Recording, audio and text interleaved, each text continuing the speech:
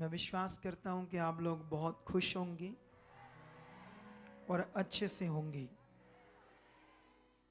और परमेश्वर का अनुग्रह आप पर बना हुआ है और वो बना ही रहेगा। आमीन। तो आप सबको जय मसीह की प्रेज द लॉर्ड एंड शलोम। और आत्मिक रोटी को उसके लिए आंखें बंद करो और प्रार्थना करो कि परमेश्वर जो हमने सुना और सुनने जा रहे हैं आपका कलाम, उसके लिए परमेश्वर आप हमारे ऊपर दया करो। हमारे सिर के ऊपर अपना हाथ रखो। पवित्र आत्मा जी हमारे मनों में काम करो ताकि तेरा पवित्र कलाम, तेरा बहुत कीमती वचन जो हम सुनने जा रहे हैं वो हमारे मनों में बैठे, हमारी जिंदगी में उसका गहरा असर हो। वो वचन अंधकार की शक्तियां चुरा ना पाए, उस वचन पर हम चलें, उस वचन को हम समझ पाएं। ये प्रार्थना में मांगते हैं परमेश्वर आप हमारे प्रार्थना के अनुसार हमारे लिए कर रहे हो, ताकि जो कुछ सुने उसके अनुसार हम आपकी इच्छा में चलते जाएं, बढ़ते जाएं। ऐसा आप कर चुके हो यीशु मसीह के नाम से, आमेन। अच्छा, आज हम परमेश्वर का वचन से कुछ बातों को सीखेंगे। परमेश्वर के वचन में ना ऐसे लिखा है, जैसे जो लोग गलत करते हैं, ठीक है, पाप करते हैं, बुराई करते हैं, गंदे काम करते हैं, उनके लिए परमेश्वर का वचन ताड़ना देता है और ये भी समझाता है कि उस ऐसा करने वालों के साथ होगा क्या। लिखा है ना ऐसे। और एक तरफ हम देखते हैं कि पाप करने वालों को परमेश्वर क्या करता है, क्षमा करता है। ऐसा भी लिखा है। जैसे हमने देखा है, एक उस समय के जो यहूदी लोग थे वो हमेशा यीशु मसीह को परखते रहते थे, ज्ञान से, समझ से। उनको यह भी नहीं पता था कि तुम्हारे सामने कौन है ना, वो प्रभु कौन है। वो उसे एक मनुष्य समझकर परखते थे। एक औरत पकड़ी गई व्यभिचार में, उसको लेकर आए और हाथ में पत्थर थे उनके, और उन्होंने यीशु मसीह से पूछा, हे प्रभु, ये औरत व्यभिचार से पकड़ी गई है, बताओ व्यवस्था के अनुसार इसके साथ क्या करना चाहिए। क्योंकि मूसा के वचन में लिखा था कि जो व्यभिचार में पकड़ा जाए उसको पत्थर मारकर क्या कर दो, मार दो। तो यीशु मसीह ने उनका आंसर नहीं दिया, एकदम से नीचे बैठकर जमीन पर लिखने लगा यीशु मसीह। उसके बाद वो पूछ रहे थे, एकदम से उठा और कहा, जिसने कोई पाप नहीं किया वो पत्थर मारो। और फिर यीशु मसीह बैठ गया, फिर कुछ लिखने लगा। और उसके बाद एकदम से जब उसने देखा तो सारे लोग उसको एक एक करके छोड़कर चले गए। और यीशु मसीह ने उससे पूछा, वो कहां गए पत्थर मारने वाले? तो उसने कहा वो चले गए। तो उसने कहा, जा, मैं भी तुम्हें क्षमा करता हूं। आमेन। इसका मतलब उसके व्यभिचार से परमेश्वर ने उस पर दया की, उसको सजा नहीं दी, उससे क्या कर दिया, क्षमा कर दिया, उसे माफ कर दिया। तो इसका कारण क्या हमें पाप करते रहना चाहिए? क्योंकि प्रभु हमें क्षमा कर देगा, हमें माफ कर देगा। तो बहुत सारी ऐसी बातें हैं बाइबल की जिसे हमें समझना होता है। अगर हमने इन बातों पर ध्यान नहीं दिया, फिर कुछ भी आगे पीछे करते रहेंगे तो अच्छा जीवन, अच्छे जीवन का अनुभव नहीं ले पाएंगे, बेस्ट जीवन को हम जी नहीं पाएंगे फिर। तो इसीलिए मैं आज कुछ पॉइंट्स को आपके सामने रखूंगा जिसे हमने सीखना है और आगे बढ़ना है। और सबसे पहले मैं बाइबल के दो वचन आपके लिए पढ़ना चाहता हूं। ये वचन एक तो मत्ती में है और दूसरा मरकस में। दोनों वचनों का एक ही मतलब है, लेकिन मैं दोनों वचनों को आपके लिए पढ़ना चाहता हूं परमेश्वर की महिमा के लिए, क्योंकि खुदा ने मुझे जो वचन दिए वो आपके लिए दिए हैं, तो मेरा भी फर्ज बनता कि उन वचनों का एक्सप्लेन आपके सामने रखूं ताकि आप उससे बरकत पाओ। हालेलुया। चलो मत्ती का ये वचन पढ़ते हैं 18 की 1 से लेकर 5 तक। क्या लिखा? उसी घड़ी चेले यीशु के पास आकर पूछने लगे, स्वर्ग के राज्य में बड़ा कौन है? इस पर यीशु ने एक बालक को पास बुलाकर उनके बीच में खड़ा किया और कहा, मैं तुमसे सच कहता हूं कि जब तक तुम ना फिरो और बालकों के समान ना बनो, तुम स्वर्ग के राज्य में प्रवेश करने नहीं पाओगे। जो कोई अपने आप को इस बालक के समान छोटा करेगा वह स्वर्ग के राज्य में बड़ा होगा, और जो कोई मेरे नाम से एक ऐसे बालक को ग्रहण करता है वह मुझे ग्रहण करता है। एक वचन मैंने ये पढ़ा, इसी वचन को मैं दोबारा रिपीट करता हूं मरकस की बुक से। सेम ही वचन है वो भी, ठीक है, समझने वाला हमारे लिए। तो ये मिलेगा हमें मरकस 9 का 33 से लेकर 37 तक। फिर वे कफरनहूम में आए और घर में आकर उसने उनसे पूछा, रास्ते में तुम किस बात पर विवाद कर रहे थे? यीशु ने चेलों से पूछा कि तुम किस बात से झगड़ा कर रहे थे, वाद विवाद कर रहे थे? वह चुप रहे, क्योंकि मार्ग में उन्होंने आपस में ये वाद विवाद किया था कि हम में से बड़ा कौन है। तब यीशु ने बैठकर बाहरों को बुलाया और उनसे कहा, यदि कोई बड़ा होना चाहे तो सबसे छोटा और सबका सेवक बने। और उसने एक बालक को लेकर उनके बीच में खड़ा किया और उसे गोद में लेकर उनसे कहा, जो कोई मेरे नाम से ऐसे ही बालकों में से किसी एक को ग्रहण करता है वह मुझे ग्रहण करता है, और जो कोई मुझे ग्रहण करता है वह मुझे नहीं, मेरे भेजने वालों को ग्रहण करता है। हालेलुया। इस वचन को पढ़ने के बाद हमें समझना है कि इस वचन का मतलब क्या है।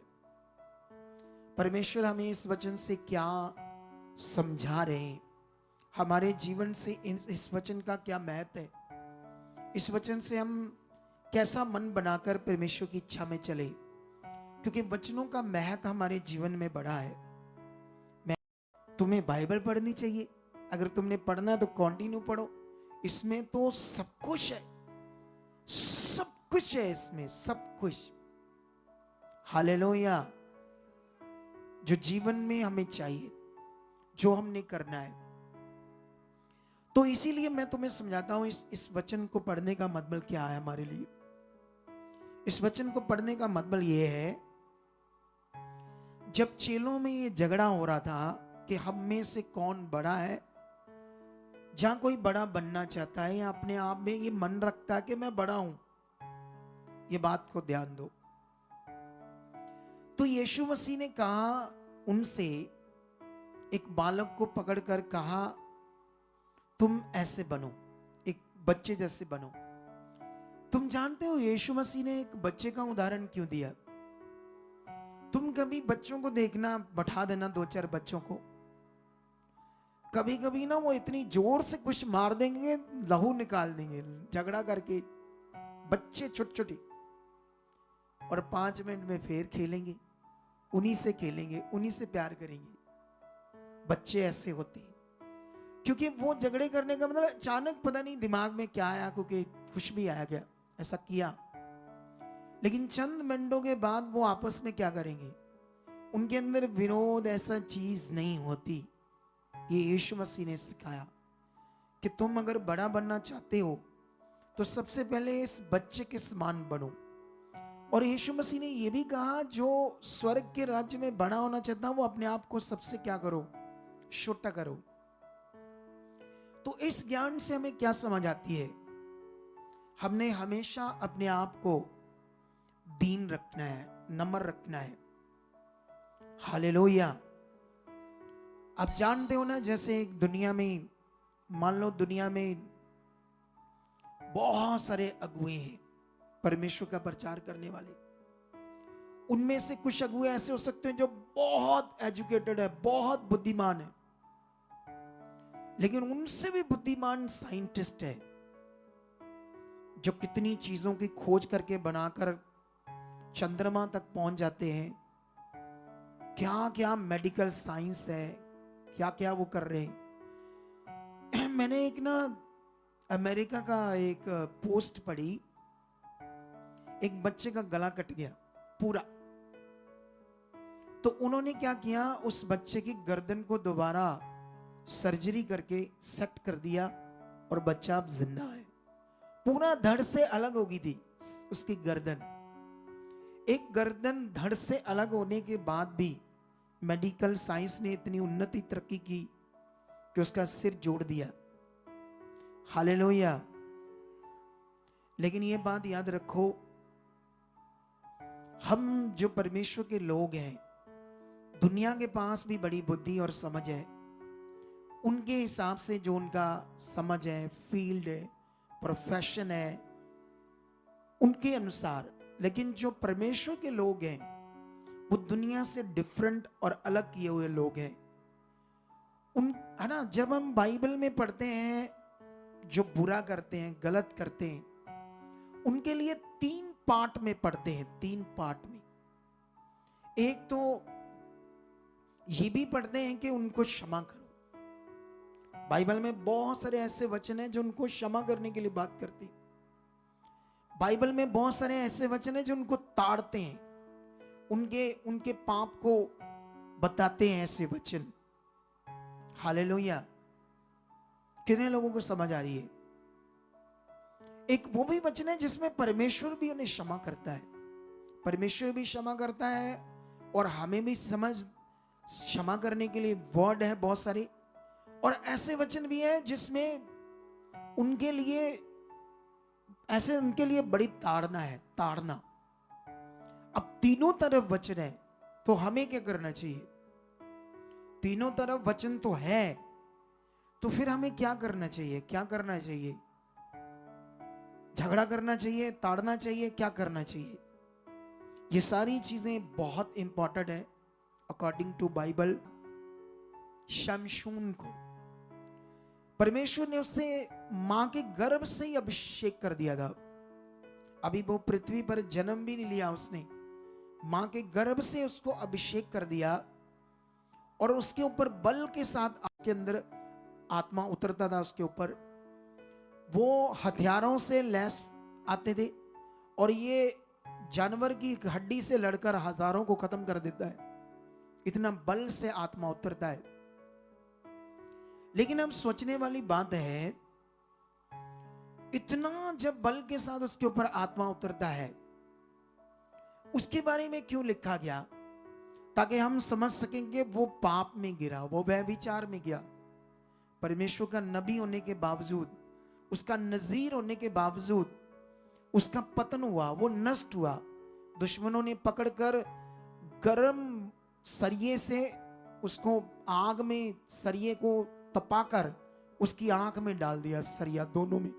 सोचो जब उसकी आंख में वो गर्म धकते हुआ सरिया गर्म डाला गया होगा तो कैसी तकलीफ हुई होगी उसको, एक नबी को, एक नाजीर को। परमेश्वर ने उसे क्यों नहीं बचाया? क्योंकि परमेश्वर से हम दूर होते हैं, परमेश्वर कभी हमसे दूर नहीं होता। उसका कलाम जो उसने कहा, लिखा, वो हमेशा अटल है। बाइबल में एक जगह पर लिखा, ये वचन तब लिखा जब उसने, यीशु मसीह ने कुछ नगरों को हाय कहा, उलाहना दिया, उनके ऊपर उलाहना दिया, और उनके लिए शब्द बोले हाय, ऐसे करके। मैं इसको तुम्हें पढ़ाना चाहता हूं ताकि तुम्हें ये बात समझ आए, ठीक है? लेकिन सोच कर देखो, वो मरा, लेकिन उसने पश्चाताप किया। मतलब मरने से पहले उसने पश्चाताप किया, हे परमेश्वर, मैंने तेरे विरुद्ध पाप किया है, मुझे क्षमा कर। लेकिन एक बार मुझे बल दे, मेरे ऊपर अपना आत्मा उतार, ताकि मैं पृथ्वी से जाने से पहले इन लोगों को भी दंड देकर जाऊं। पुराने नियम की बात है, नए नियम में और आज्ञाएं हैं, अलग तरीके से काम करता है परमेश्वर का आत्मा और खुदा। लेकिन सोचने वाली बात है कि उसकी जिंदगी में कितना बुरा हुआ। हम लोगों को लगातार वचनों से, ज्ञान से, लोगों के जीवन की उदाहरणों से समझा सकते हैं, ताकि लोग परमेश्वर के नजदीक बने रहे, लोग परमेश्वर की इच्छा में चलते रहें, लोगों की जिंदगी में दुष्ट शैतान काम ना कर पाए, वो अच्छे से अपनी जिंदगी को खुदा के साथ अटैच करके रखें, क्योंकि यही हमारे लिए जीवन है, यही हमारे लिए जीवन है, याद रखना। लेकिन मैं तुम्हें यीशु मसीह का एक वचन पढ़ाना चाहता हूं आपके लिए। ये बड़ा पॉइंट का वचन है। अगर हम इसको लुका, है ना, लुका में जाते हैं आपके लिए। लुका 10 अध्याय, ठीक है, और उसका 13 से कुछ वचन है, 13 से लेकर 16 तक, ठीक है। तो मैं इस वचन को थोड़ा सा पढ़ाऊंगा, लेकिन इससे पहले मैं मत्ती 23 में जाना चाहता हूं आपके लिए। मत्ती 23 में, ठीक है, मत्ती 23 में क्या लिखा है। अगर तुम मत्ती 23 से पढ़ोगे, 1 से लेकर शुरू करोगे, तो यीशु मसीह शास्त्री और फरीसी, इनसे बचने की बात कर रहा है, इनकी शिक्षा से बचने की बात कर रहा है। हालेलुया।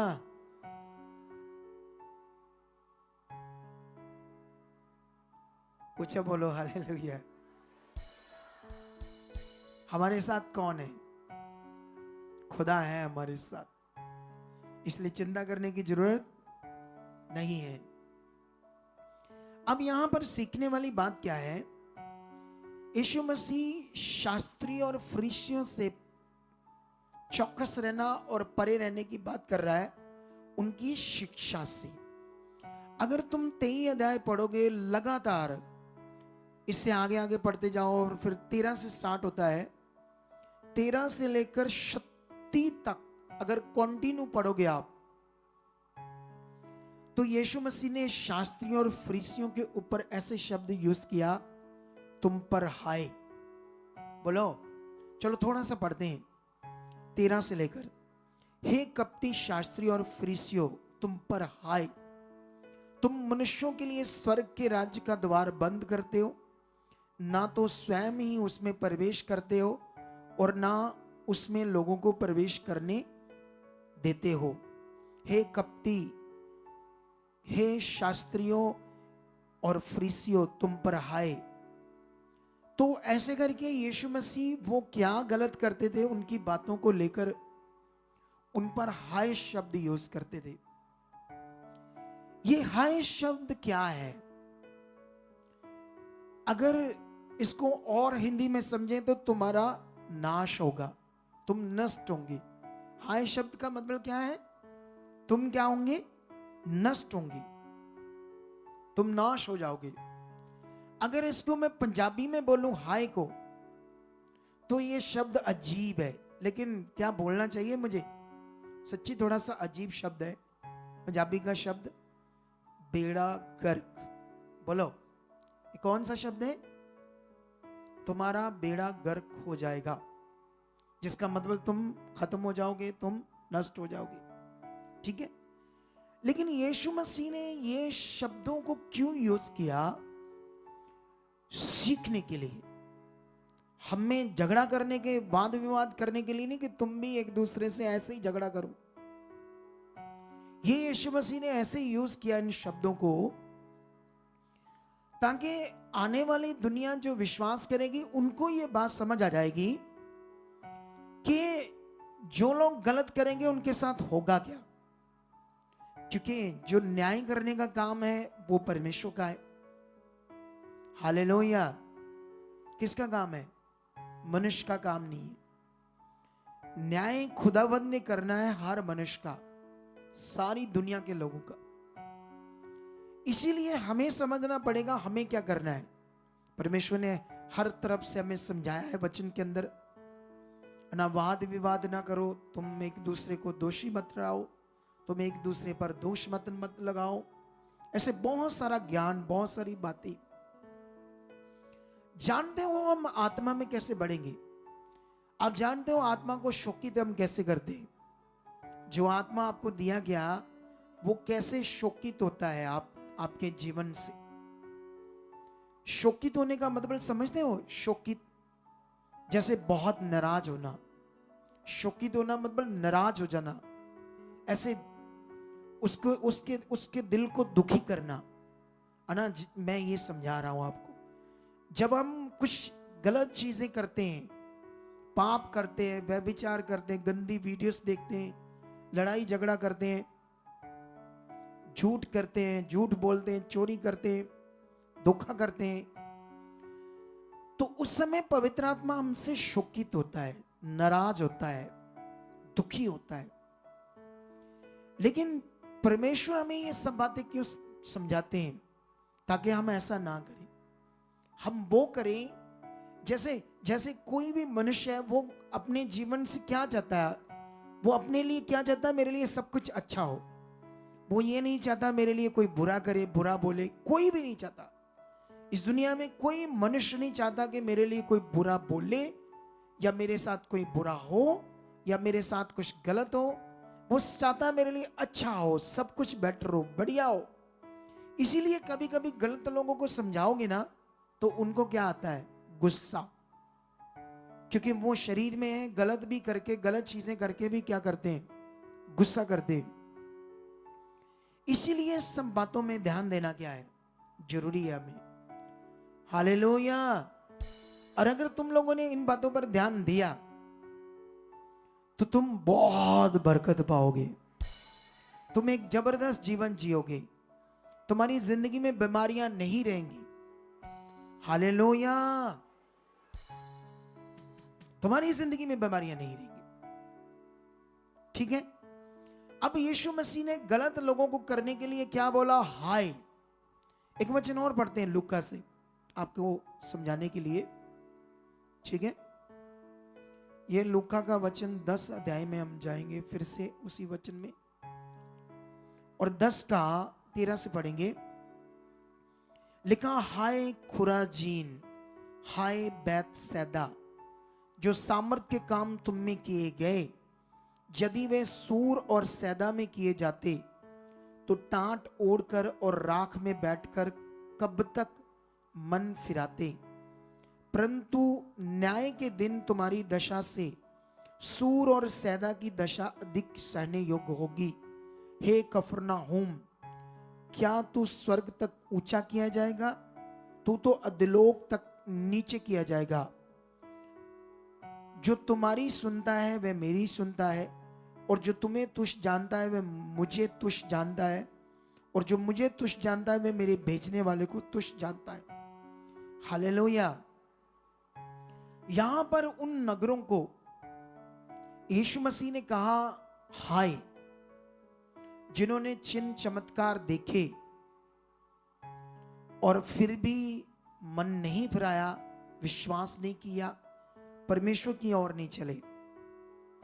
दुनिया परमेश्वर के पवित्र कामों को, चमत्कारों को जो परमेश्वर करता है, दुनिया वाले लोग कहते हैं इनके अपने लोग हैं, ये झूठे होते हैं, ये लोगों को पैसे देकर गवाहियां बुलवाते हैं, ये लोगों को गुमराह करते हैं, ये लालच करते हैं। वो ऐसा क्यों करते हैं? ऐसी गलत चीजें क्यों बोलते हैं? वो क्योंकि बेचारे शरीर में जब उनकी बुद्धि से पर्दा उठेगा, जब वो खुदा के चरणों में आएंगे, जब उन्हें समझ आएगी, फिर वो देखेंगे, ओ तेरी, हम तो बड़े अंधेरे में थे, सच्ची परमेश्वर है, वो तो सच्चे काम करता है, वो तो सामर्थ के काम करता है। हालेलुया। आप जानते हो, वो निर्वैर से पूछो, वो एक वीडियो थी मेरी। आप जानते हो इस दुनिया के बहुत सारे लोग प्रभु यीशु और प्रभु यीशु के मानने वाले लोगों को हमेशा जहर उगलते रहते। उन्हें सोशल मीडिया के ऊपर कुछ ना कुछ माड़ा चंगा बोलते रहते, बोलते रहते, बोलते रहते। और हम क्रिश्चियंस के ऊपर, प्रभु के लोगों के ऊपर सबसे बड़ा इल्जाम है, वो है धर्म परिवर्तन का। हालेलुया।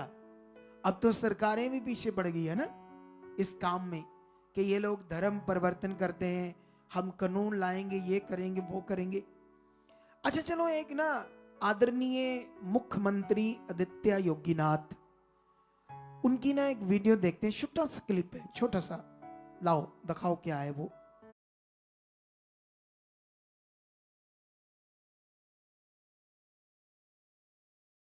यूज किया अपने शब्दों को, कोई बातों को, हाँ दिखाओ। धर्म तो दुनिया में एक ही है, वह है सनातन धर्म। बाकी धर्म नहीं है, मत हैं, पंथ हैं। तो इस वीडियो से आपको क्या समझ आया? उन्होंने कहा कि दुनिया में कोई धर्म नहीं है, धर्म एक ही है, वो है सनातन धर्म। ठीक है, बाइबल को अगर पढ़ोगे तो इसमें भी आपको सनातन शब्द मिल जाएगा। ऐसे लिखा, सनातन परमेश्वर। सनातन शब्द का अर्थ होता है शुरू से, आद से, इसको कहते हैं सनातन। उन्होंने कहा धर्म कोई नहीं होता, एक ही धर्म है, वो है सनातन धर्म। मतलब अपने धर्म को उन्होंने सनातन धर्म का, जिस धर्म की वो बात करते हैं। ठीक है,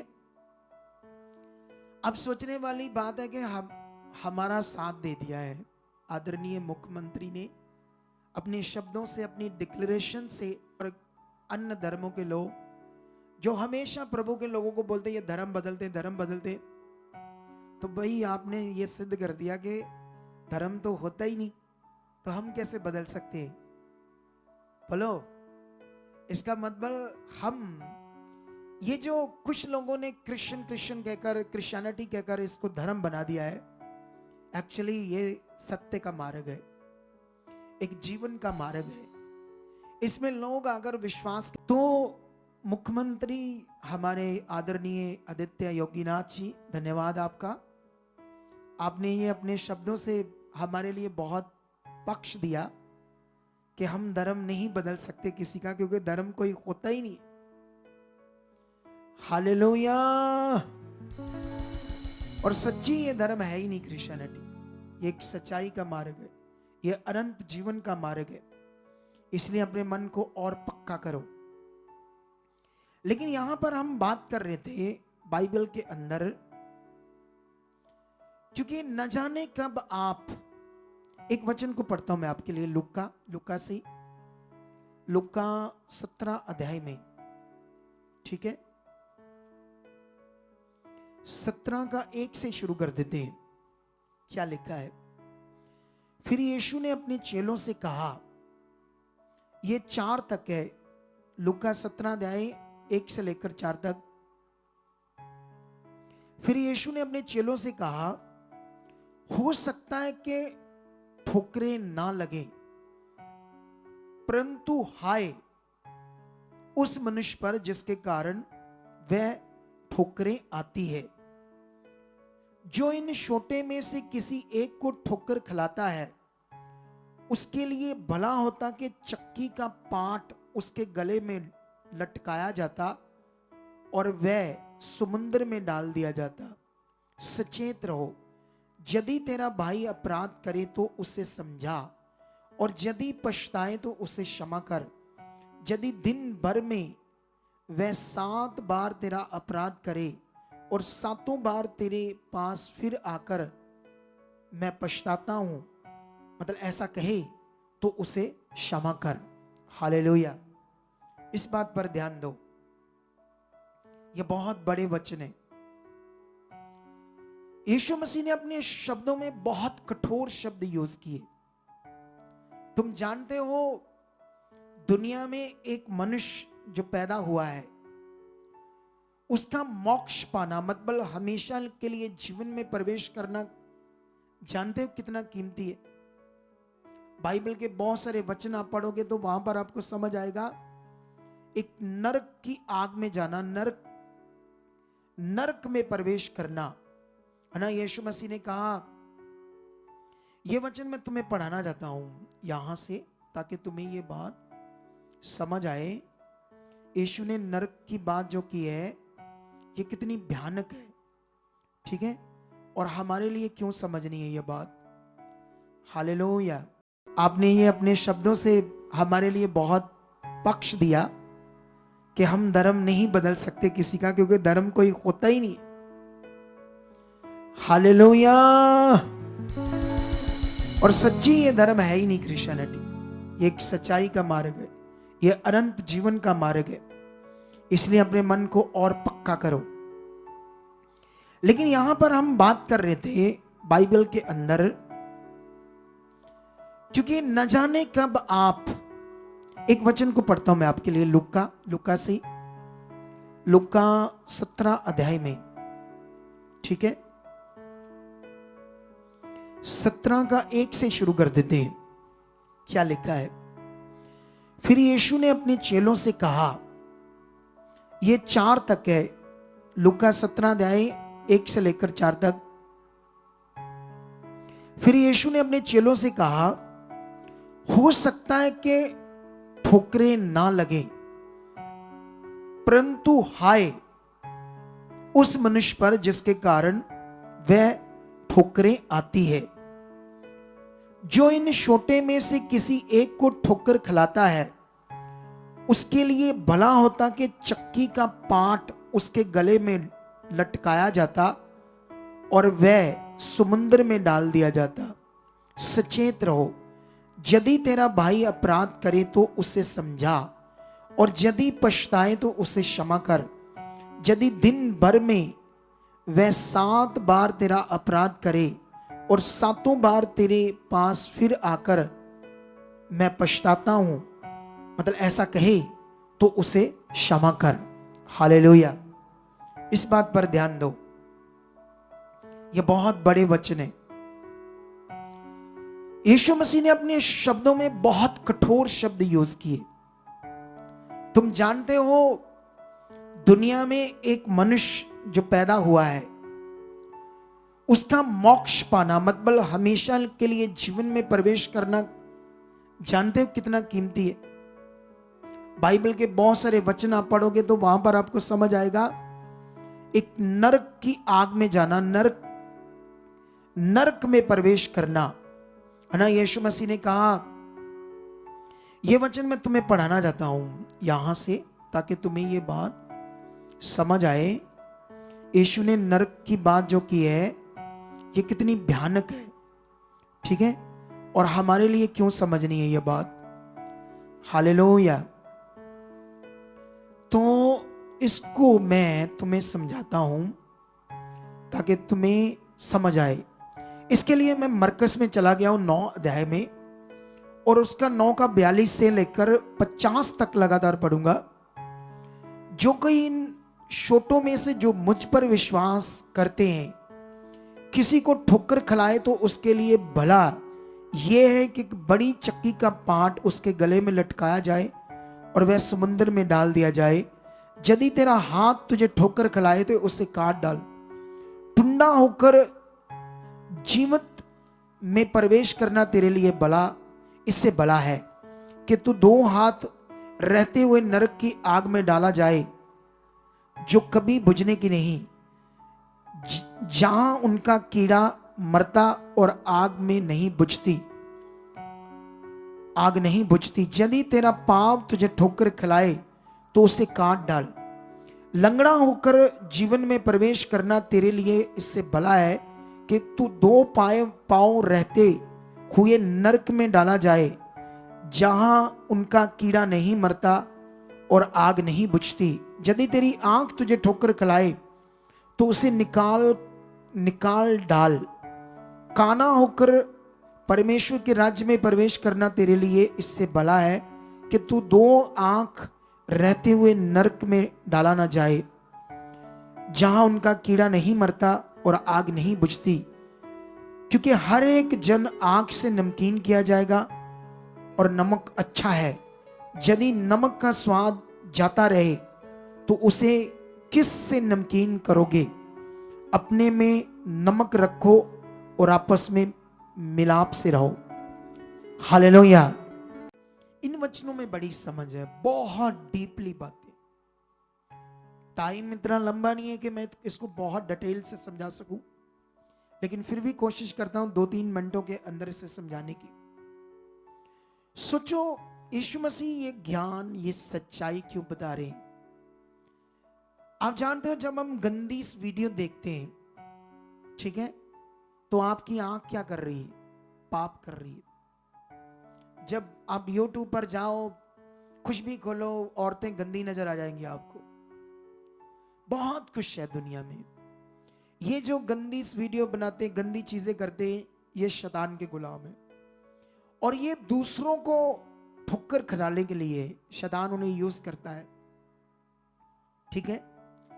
लेकिन जब आप आंख से उसको देखते हो, गंदी वीडियो को, तो आपकी आंख क्या आपको खिला रही है? ठोकर।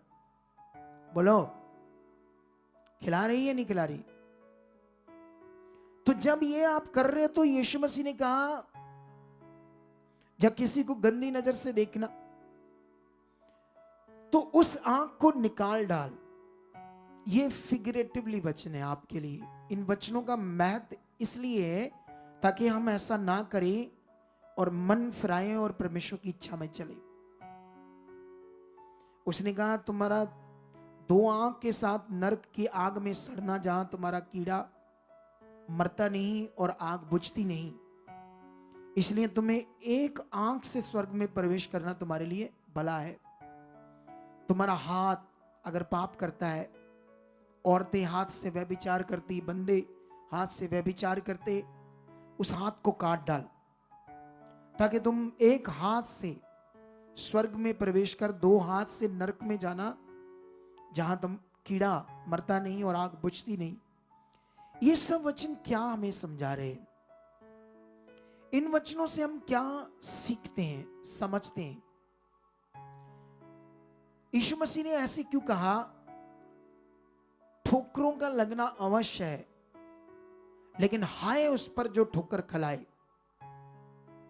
उसने कहा, उसके तो गले में एक चक्की का पुड़ा डालकर उसको समुद्र में डाल देना चाहिए, है ना। चक्की का पुड़ा उसके गले में होगा तो वो ऊपर आ जाएगा, बंदा नीचे डूब कर मर जाएगा।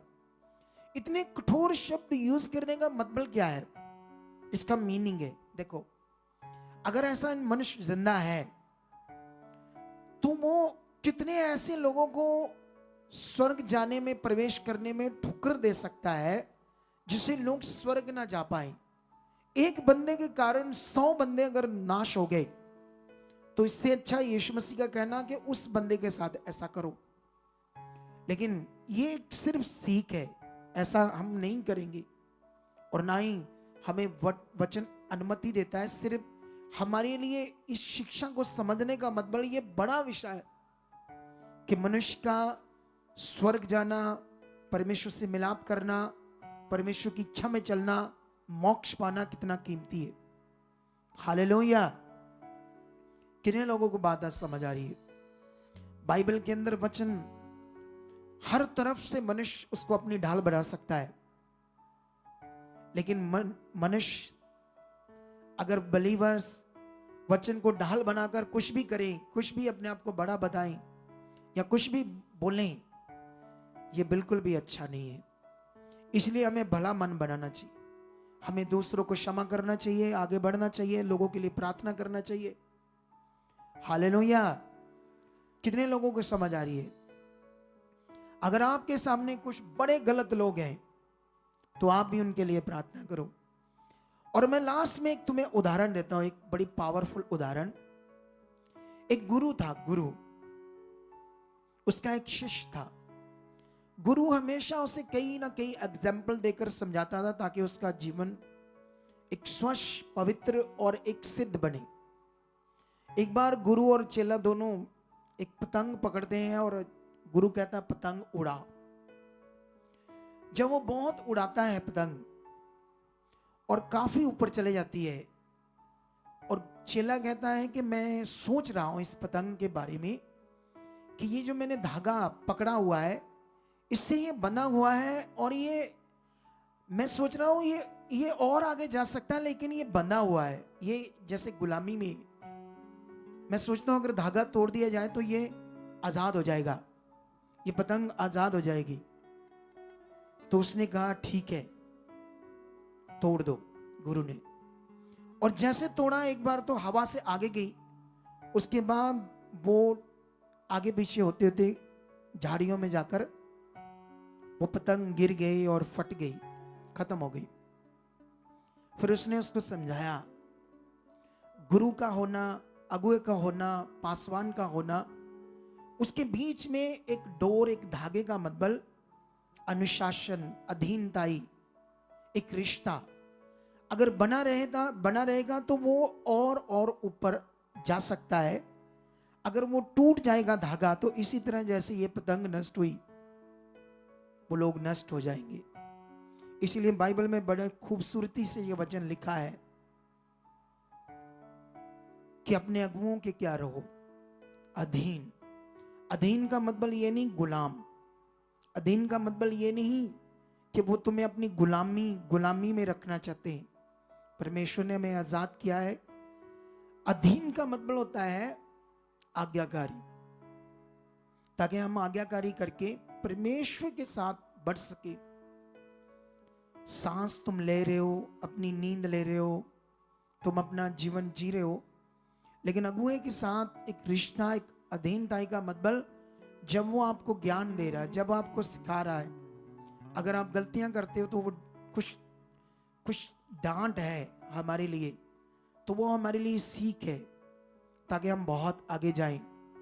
जब ये नहीं रहेगा हमारी जिंदगी में रिश्ता, तो वो पतंग की तरह ही हो जाएगा जीवन, अपनी मर्जी से जिधर मर्जी जाना, क्योंकि वो डोर, वो धागा खत्म हो गया तो वो अपनी मर्जी से जिधर मर्जी, अब क्योंकि कुछ बैलेंस, कुछ सिस्टम उसकी जिंदगी से खत्म हो गया। तो इन वचनों से जो हम सब कुछ सीख रहे हैं शुरू से लेकर अब तक, स्वर्ग के राज्य में कौन बड़ा है? यीशु मसीह ने कहा जो अपने आप को नम्र और दीन रखता है, छोटा रखता है। इसलिए यीशु मसीह में चलने वाले लोगों के अंदर कभी घमंड नहीं चाहिए, उनकी सोच अच्छी रहनी चाहिए, पॉजिटिव रहनी चाहिए। इन वचनों से हम बड़ा कुछ सीखते हैं। ये परमेश्वर के वचन है, ये स्वर्ग के वचन है। ये बातें पृथ्वी की नहीं है, ये नॉर्मल नहीं है, ये आम इंसान के लिए नहीं है। जब चुने जाते हैं उनके लिए। क्यों? यीशु मसीह ने कहा था इन वचनों को तुम सूरों के आगे मत डालना, कुत्तों के आगे मत डालना। ये कीमती चीज है। हम इतना कीमती ज्ञान यूट्यूब पर डालते हैं, लेकिन लोग उसके उलट कुछ ना कुछ कमेंट्स करते हैं क्योंकि उनको ज्ञान नहीं। इसलिए इन सब बातों के बाद तुम्हें अपना मन तैयार करना है। इन बातों के बाद तुम्हें अपना मन पक्का करना है परमेश्वर के साथ चलने के लिए, क्योंकि उसकी दया बड़ी है। वो हमें ब्लेस करना चाहता है, बहुत आगे लेकर जाना चाहता है, ऊंचा उठाना चाहता है, अच्छी जिंदगी देना चाहता है, और हम इसके रिजल्ट देख रहे हैं। हालेलुया। देख रहे हैं या नहीं देख रहे? बोलो। आप जानते हो आपसे ठोकर खाकर कोई सेवा छोड़ सकता है? आपसे अगर उसने सेवा छोड़ दी, धीरे धीरे वो इस मिनिस्ट्री से दूर हो गया, हो सकता है एक दिन शैतान, क्योंकि अनाज्ञाकारी हो सकता है, एक दिन वो परमेश्वर से भी दूर हो सकता है। तो यीशु मसीह ने कहा था हाय उस पर जो अपनी नादानी से, अपनी बुद्धि से, बुद्धिमानी से कुछ ऐसी चीजों को करते हैं, दूसरों को ठोकर खलवाते हैं। क्रिश्चियनिटी में ये बड़ा हो रहा है। एक कहता आ जाओ, इधर आ जाओ, दूसरा कहता उधर आ जाओ, तीसरा कहता ले वट कर दू साडा पास्टर, ले ਉਹ ਤੇ ਵੱਟ ਕੱਢ ਦਿੰਦਾ ਪ੍ਰਾਰਥਨਾ ਕਰਕੇ, ਐ ਕਰ ਦੂ। ਉਹਦੇ ਕੋਲ ਤੇ ਮਹਾ ਹੀ ਆ ਸਾਰਾ ਕੁਝ, ਛੋਟਾ ਕੁਝ ਵੀ ਨਹੀਂ ਹੈਗਾ।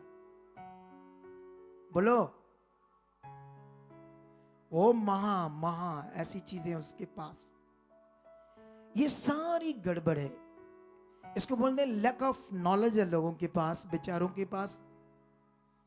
क्योंकि परमेश्वर के लोगों को परमेश्वर के राज्य के लिए, परमेश्वर के इच्छा में चलने के लिए तैयार नहीं किया जा रहा, उनको कुछ और तैयार किया जा रहा है। ये बड़ा गड़बड़ है। लेकिन अगर तुम इस मिनिस्ट्री में रहे तो मैं कभी भी तुम्हें किसी अगुवे के विरोध में नहीं लगाऊंगा। मैं कभी भी मैं हमेशा तुम्हें परमेश्वर के साथ जोड़कर रखूंगा और आत्मिक जिंदगी जीने के लिए प्रेरित करता रहूंगा।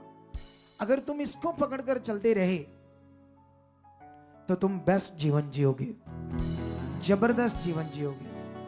हालेलुया। कितने लोग आज हीलिंग मीटिंग है, डिलीवरेंस मीटिंग है, और मैं जानता हूं ठंड की वजह से बहुत सारे लोग उस तैयारी में नहीं आ पाए और जहां आ नहीं पाए, लेकिन जितने आए हैं वो बरकत पा रहे हैं यीशु मसीह के नाम। ये मेरा बोलना, ज्ञान देना कोई नॉर्मल नहीं है। मैं आत्मा से उठकर आया हूं, मैं प्रे से उठकर आया हूं, और मैंने इन दिनों में अपनी प्रे को एक खास रीति से बनाया है। मैं कुछ अनुभव कर रहा हूं नई चीजों का, क्योंकि मुझे वो प्रोफेटिक वर्ड मेरे अंदर चल रहे हैं जो मैंने कहा है कि ये साल ये मिनिस्ट्री डबल होगी। अगर ये मिनिस्ट्री डबल होगी तो तुम कैसे कहां जाओगे? ये डबल ऐसे ही नहीं हो जाएगी।